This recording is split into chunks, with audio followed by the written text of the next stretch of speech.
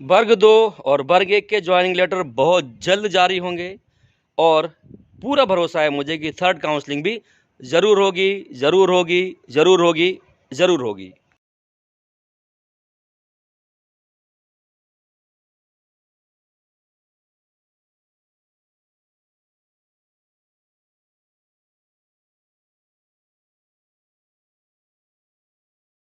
नमस्कार दोस्तों, आशा करता हूं कि आप सब लोग स्वस्थ होंगे, खुश होंगे, प्रसन्न होंगे एवं अपने अपने जीवन में संघर्ष करते हुए आगे बढ़ने का प्रयास कर रहे होंगे।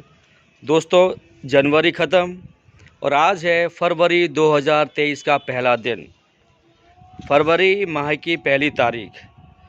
तो हम सब इंतज़ार कर रहे हैं किसका, कि जो वर्ग 1 और वर्ग 2 के ज्वाइनिंग लेटर्स हैं वो इशू हों, ठीक है, और उसके बाद थर्ड काउंसलिंग शुरू हो। लेकिन ऐसा अभी तक नहीं हो पाया है और बहुत सारे भाई बहनों के, खासकर मेरे एक रेगुलर व्यूअर हैं हुकुमचंद भाई, शायद बाबा महाकाल की नगरी से हैं। वो बार बार कमेंट करते हैं, सर वर्ग 1 की कोई गुड न्यूज़ हो, कोई अपडेट हो बताइए।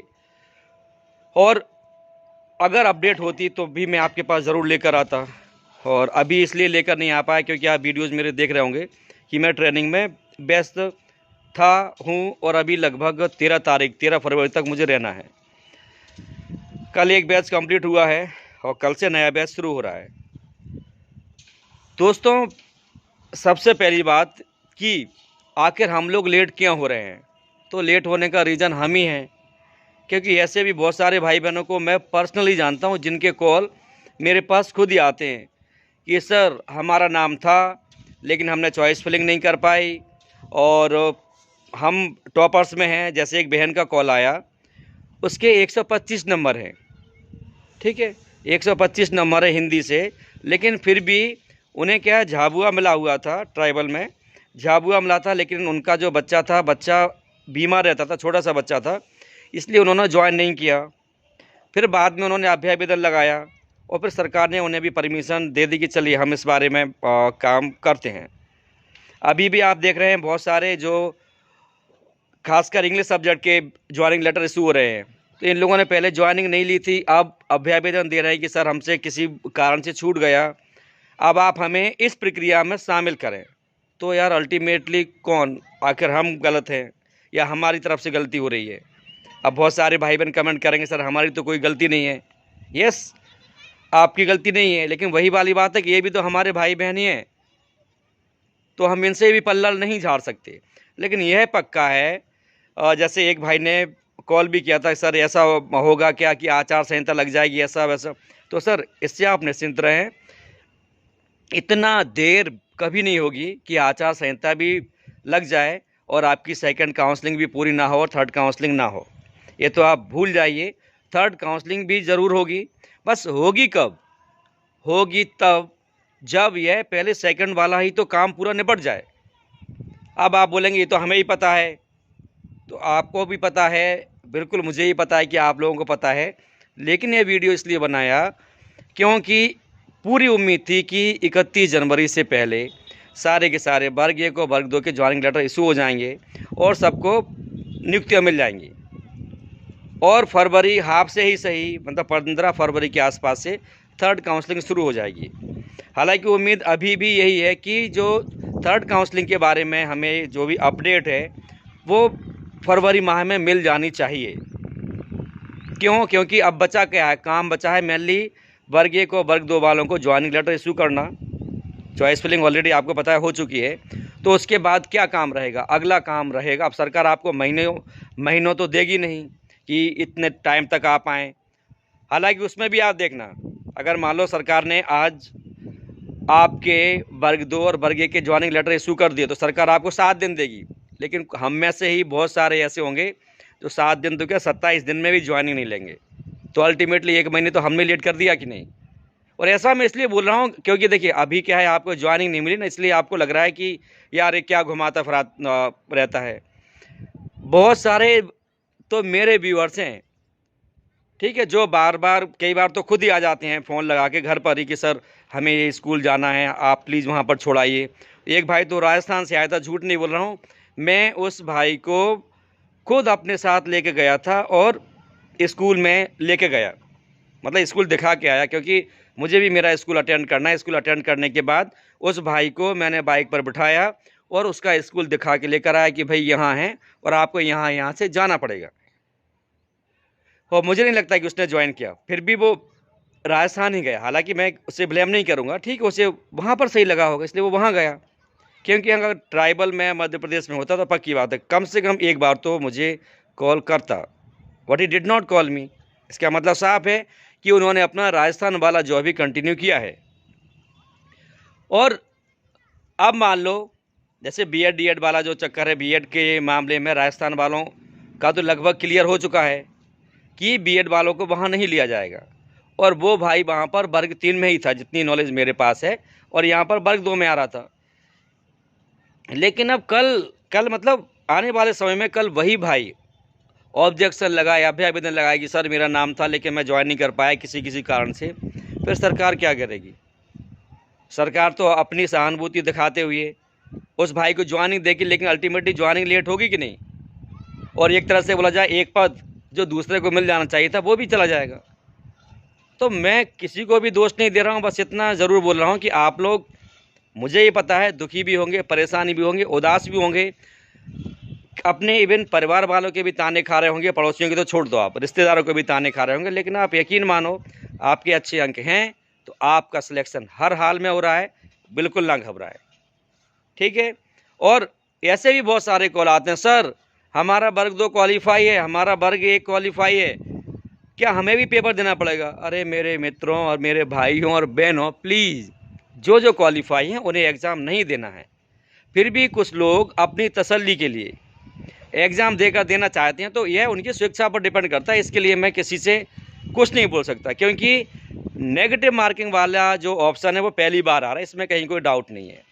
तो जो भाई बहन इस उद्देश्य से पेपर देकर देखना चाहते हैं कि मैंने बिना नेगेटिव मार्किंग में तो एग्ज़ाम को क्वालिफाई कर लिया था, अब क्वालिफाई कर पाऊँगा कि नहीं, या इसका बेनिफिट मुझे क्या मिलेगा, तो हाँ इस उद्देश्य से दे सकते हैं। फिर वो बोलते हैं सर हमें पर डिस्क्वालीफाई तो नहीं कर दिया जाएगा। अरे भाई आपकी तो क्वालिफाई की मार्कशीट है ना, आप तो क्वालिफाई की मार्कशीट बताओगे, डिस्क्वालीफाई की मार्कशीट आप क्यों बताएंगे? और जब आप अपना रोल नंबर जो बताएंगे वही तो वो सर्च करेंगे। गलत तो नहीं कह रहा हूँ। सो इसलिए आप बिल्कुल भी ना घबराएं, पूरी तरह खुद पर भरोसा रखें कि आप सिलेक्ट होने जा रहे हैं। देरी के कारण मैंने आपको बता दिए हैं, और वीडियो भी मैं हुकुमचंद जी इसलिए लेकर आया क्योंकि आप लोगों के बार बार कॉल आ रहे थे। मेरे पास अभी 100% पुख्ता न्यूज़ कुछ भी नहीं है कि मतलब कल की डेट में आ जाएगा कि नहीं। लेकिन हाँ, चूँकि जो ज्वाइनिंग लेटर वर्ग 2 के आपने देखा आ चुके हैं, जो पहले से मान लो किसी वजह से रुके थे उनके ज्वाइनिंग लेटर इशू हो गए हैं। इस बेस पर मैं यह पूरी तरह आशान्वित हूँ कि अब हमारे जो वर्ग 1 और वर्ग 2 वाले भाई बहन हैं जिनके चॉइस फिलिंग ऑलरेडी हो चुकी है, ठीक है, उन्हें ज्वाइनिंग लेटर अब कभी भी इशू हो सकते हैं, क्योंकि यार फरवरी भी स्टार्ट हो गया है, ठीक है। और मैं तो अपने इस वीडियो के माध्यम से ही बता रहा हूँ कि मुझे तो आज भी पूरी उम्मीद है कि थर्ड काउंसलिंग वाले भाई बहन होली से पहले अपने जॉब पर चले जाएंगे, यह मेरी आशा है। और मुझे पूरा भरोसा है कि मैं गलत ना हो। ईश्वर से मेरी यही बारंबार प्रार्थना है, क्योंकि सबको उम्मीदें हैं, लेकिन वो उम्मीदें परवान तब चढ़ेंगी जब सेकंड काउंसलिंग वाले पूरे के पूरे प्रकरण निपट जाएंगे।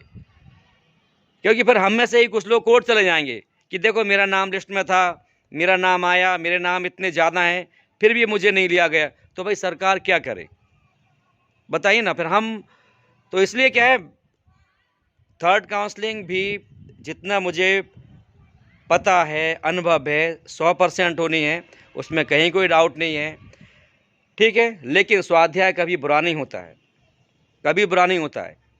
यार मेरे पास तो जॉब है, अब मुझे तो गोली मारवा, मत मारना गोली, सॉरी।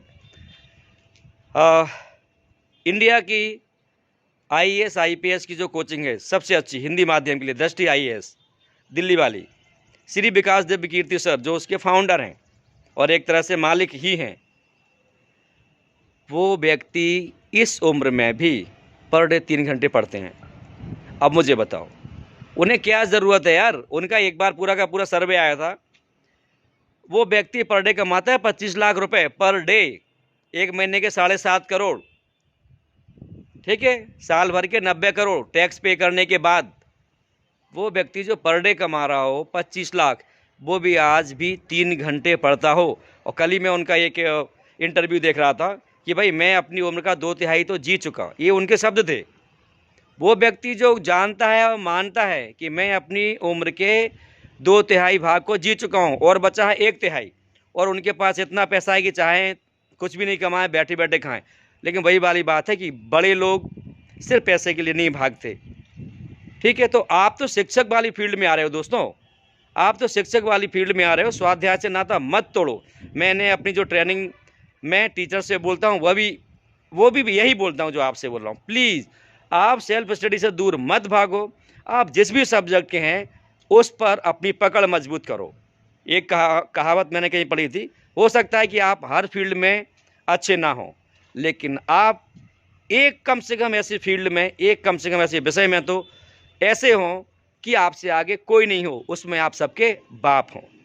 और शायद इसीलिए सरकार ने अब क्या किया है, सरकार ने आपके सब्जेक्ट को 120 अंक का कर दिया है, ठीक है, सरकार ने 120 अंक का कर दिया है, ताकि अब बताओ ना आपका आपके सब्जेक्ट पर कितनी पकड़ है। 100% निश्चिंत रहें। वर्ग 1 और वर्ग 2 के ज्वाइनिंग लेटर बहुत जल्दी आने वाले हैं। 3rd काउंसलिंग भी ज़रूर होगी, बिल्कुल परेशान ना हो, लेकिन अपनी सेल्फ स्टडी भी ज़रूर करते रहें, क्योंकि आगे भी आपको अपडेट होना ही पड़ेगा। जिन टीचर्स को मालूम मैं ट्रेनिंग देने जा रहा हूँ, उनमें से कई की सर्विस ही 20-20, 25-25 साल की हो चुकी है, लेकिन सरकार उनको अपडेट करवा रही है, हमें भी कल अपडेट करवाएगी। तो आप पढ़ते रहें, अपने आप को अपडेट करते रहें, कामयाबी आपको ज़रूर मिलेगी, ज़रूर मिलेगी, ज़रूर मिलेगी। जय हिंद, जय भारत, खुश रहिए, खूब आगे बढ़िए। आपके माता पिता और गुरुजनों को मेरा सत सत नमन।